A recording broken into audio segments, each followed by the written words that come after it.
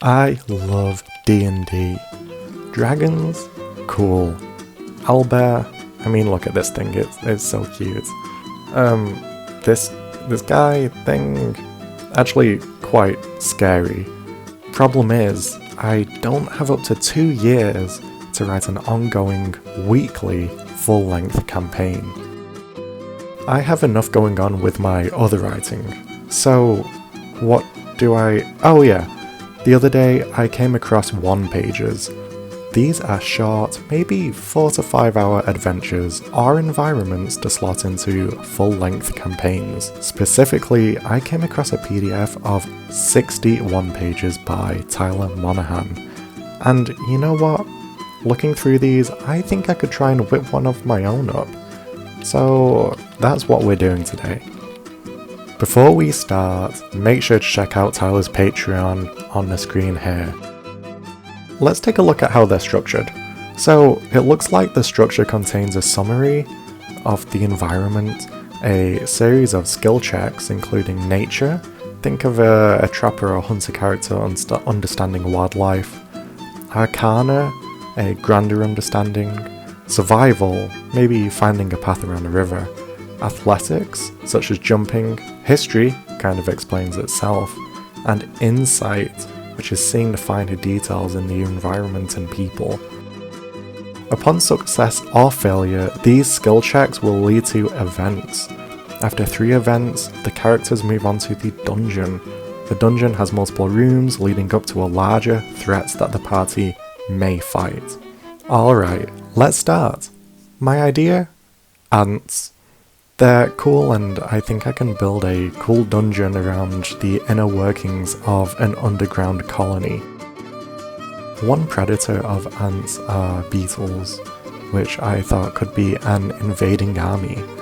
I really loved searching for potential enemies and the idea of having a unique encounter being an ant-mimicking spider, very interesting. This process took me around an hour and a half. I flicked back and forth between my document and Tyler's to really get the tone down. I'm not sure if this is just me, but the tone of voice for one-pagers seems very specific. It's almost standoffish, which makes sense because you want the DM to control the situation. You're a leading voice, not an all-knowing, omniscient one. One thing I did enjoy was how you jump in and out of elements. You're constantly moving on to the next thing, jumping back to rework previous elements, then following on. Now, as this was my first time, I wasn't aiming for perfection, but I think I did a decent job of setting the scene and allowing breathing room across the adventure. My favourite part was definitely the second page describing the internal workings of the colony.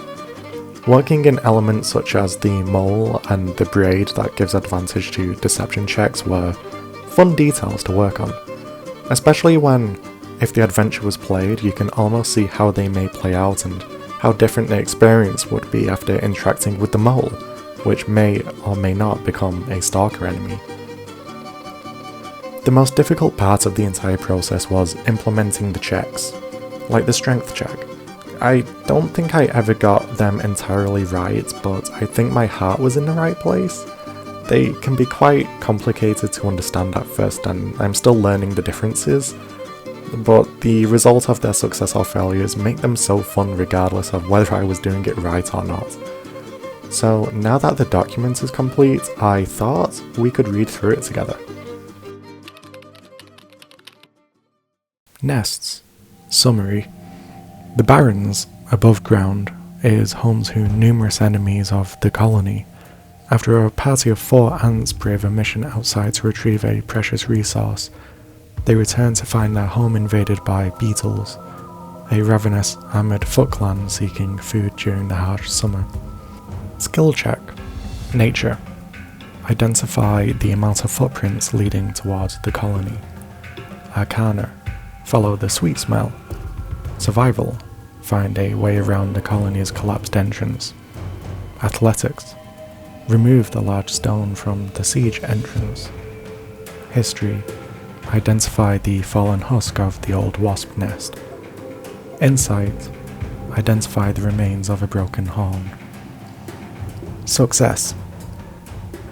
The party encounters the Old Wasp, a dying veteran who, in his last moments, is sucking on golden nectar in the fallen husk of his nest. The nectar heals 10 HP. He offers you the remaining 3 bottles, however, they're missing one ingredient: purple flower petals. The petals are sealed within a trapped chest. DC 15 Insight check allows the players to retrieve the petals without alerting the mimic chest. The party identifies the remains of a broken horn. Splinters of shell lead to a mound of dirt where a beetle is sleeping. 3 stealth checks, DC 10, allow the players to search the beetle's body without waking it. Failed stealth checks alert the beetle, who rages upon starting its turn. Reward for searching the beetle: Infiltration Map. Reveals locations of military forces. Upon returning to the colony, the party finds the entrance collapsed. The success of a DC 12 nature check identifies 2 sets of footprints leading away from the entrance to where beetles buried into a sidewall. By identifying 2 sets of footprints, the party is rewarded with Undaunted. They won't be surprised by attackers. Failure. The party fails to notice beetle tracks leading to the side of the colony's entrance. As the party figures out a way into the nest, they are ambushed by 2 lookouts, who target the strongest, strength check, character. Surprise attacks allow for both beetles to strike before all players roll for initiative. Trying to force their way into the entrance, DC 16, strength check. A rock tumbles from above, shaking the floor and causing a shower of debris to slide from the right and left. On a successful survival check, the party takes 5 points of damage. Upon failing, members receive 15 points of damage. After identifying the way in through the siege entrance, the party find themselves before a large stone. Upon a successful strength check, the party can progress into the colony. Failing the check results in a constitution check, DC 12. DC 12 and below result in exhaustion for 1 hour, half movement speed, half attack damage. Exploration. A harsh whistle carries from the west. 4 eyes poke out from under the shade of a fallen leaf. Upon a successful insight check, the party encounters the pale green assassin, an assassin bug, a contractor sent on a mission to eliminate a mysterious target. A successful deception check, the party knows the location of the supposed target, or a successful survival check, perhaps the beetles or a remaining ants may know the location, will encourage the assassin to tag along. The assassin carries a hidden strength against beetles. Colony. Summary. Beetles have infiltrated the colony, an underground network of caves, maze-like, and imprisoned the remaining ants of which they have not killed in the trash room. Every 15 minutes 1 hostage is killed. A total of 10 hostages are alive, including the Queen. If unsuccessful in defending their home within the time limit, the party will be forced to endure and survive in the Barrens. Number 1. A large central chamber. The dining area is the central hub for the colony. Each of the following areas below interconnect via hallways. If the party becomes lost, they will most likely stumble their way back to the dining area. 4 beetles sit drunk around a large dining table. They are swaying. If successful in stealth checks, the party can maneuver around the outskirts of the room and other chambers in peace. If unsuccessful, the beetles will be alerted and head towards the nearest action. Number 2. The nursery is a small hollow found down a southwest hallway. A beetle rummages around in the dirt, discarding items, searching for something, anything. Upon defeat and searching the room, the party can obtain 1 health potion in the form of formula, restores 5 HP. Number 3. Piled rocks obstructs the entrance into the resting room, northeast. Whining can be heard behind a rock pile. 2 successful strength checks can remove debris. Entering the room, the party finds a trapped mole. The mole lashes out at the party, dealing 10 points of damage. Unsuccessful attempts to soothe it result in further damage. Successful attempts to free the mole without soothing it result in an enemy which paroles the colony, stalking the party. Successful attempts in soothing, then freeing the mole, result in the mole fleeing. The the mole escapes via the training room, where it eliminates 3 out of the 5 beetles there. The training room, North, hosts various armour and weaponry able to be used by the party. 2 hammers, 1 axe, 6 spiny hairs, throwing tools. Here, 5 beetles are practicing their aim, throwing horn-shaped daggers at mud targets. One of the 5 beetles wears a braided rope around its horn, plus 5 for deception checks. Egg room, West. Once the queen lays an egg, it is placed within this room to hatch. Continuing through the egg room leads to the throne room. Upon the party entering the room, they find the pale green assassin's target, the feasting ant-mimicking spider. Successful attempts in dispatching the enemy without resulting in the assassin's death result in companionship in the final battle. 6. Guarding the trash room, East, are 4 beetles. Within the room are 3 beetles and the hostages.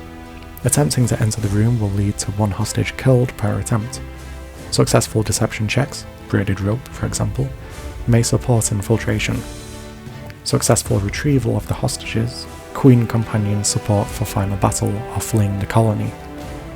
Unsuccessful attempts. The party must eliminate the final threat before the time runs out. 7. A rock has fallen in the corridor leading to the throne room. Heavy characters will need to succeed on a strength check in order to pass over the crumbling ground. Unsuccessful rolls result in the floor subsiding around the player, causing 5 points of damage as debris constricts their legs. 2 successful checks are needed to pass through the hallway. 8. Entering the room, the party come face to face with the siege leader, a golden beetle double the size of the others, with 4 horns. The beetle leader will enter a rage upon seeing the party. 4 pillars hold up the room in each corner. Luring the beetle leader into these pillars will result in its death and the destruction of the throne room, not necessary to defeat. Death of the beetle leader results in any remaining beetles losing courage and fleeing. Attempting to flee the beetle leader will result in a chase in which each room the party passes through, the colony is destroyed. I hope you enjoyed this journey. I've never attempted to write anything D&D related. It was a great time though. Usually I'm so focused on novels that my creative writing is kind of stuck in its little familiar hole. I'm excited to try more challenges like this, and if you enjoyed it and you found it exciting too, I hope you follow along for more. Thank you.